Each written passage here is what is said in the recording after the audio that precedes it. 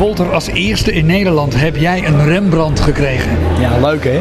Fantastisch. Ja, het is wel weer een eer. Het is toch iets nieuws. Nederland kent het nog niet, maar ik vind altijd prijzen die naar aanleiding van het Nederlandse lied, waar we allemaal zo voor vechten, waar we allemaal zo voor strijden, al jaren eigenlijk, dat is top. Vind ik heel mooi. Heel leuk. Te gek. Hoe belangrijk is die erkenning voor het Nederlandse lied? Nou, ik denk dat het voor de hele muziekindustrie wel heel belangrijk is dat Nederlandstalig repertoire nu eindelijk erkend gaat worden. Hoeveel jaren wordt er al niet geroepen, we worden niet gedraaid dit, we worden niet dat, we worden niet zus. Het gebeurt nu. Nederland schaamt zich niet meer voor het Nederlandse repertoire.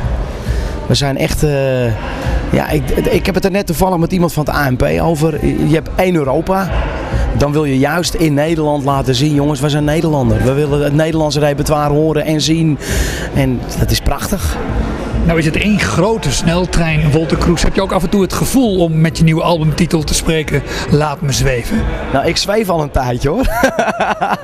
En dan is het moeilijk om met beide benen op de grond te blijven. Nee, dat lukt prima. Dat zeg ik net, ik ben 13 jaar al bezig. En dan blijf je vanzelf met je beide benen op de grond. En dan is het alleen maar dubbel genieten dat het nu allemaal gebeurt.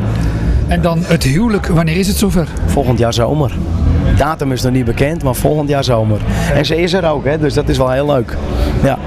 En Wolter Kroes inmiddels de trotse vader van 4 kinderen. Van 4 kinderen. En nu ook een hond erbij, dus 5. Ja, ik geniet ervan. Ik ben echt hoe noemt mijn chauffeur me nu? Hij zei, je bent een FIFA-mannetje geworden. Ik ben echt een familieman geworden. Ja, ik vind het leuk. Gewoon lekker het land in, lekker veel optreden, 100% aan je carrière wijden. En dan thuiskomen, in een warm gezin terechtkomen. Ja, dat is het toch? En hoe vindt Tessa dat? Ja, prachtig. Echt heel leuk, heel leuk. In het begin moest ze er heel erg aan wennen, aan al die publiciteit en al die mensen eromheen. Want ze komt in een wereldje terecht natuurlijk nu met heel veel mensen, met heel veel kennissen. Ja, en maar nu vindt ze het leuk. Ze vindt het nu, het is te gek.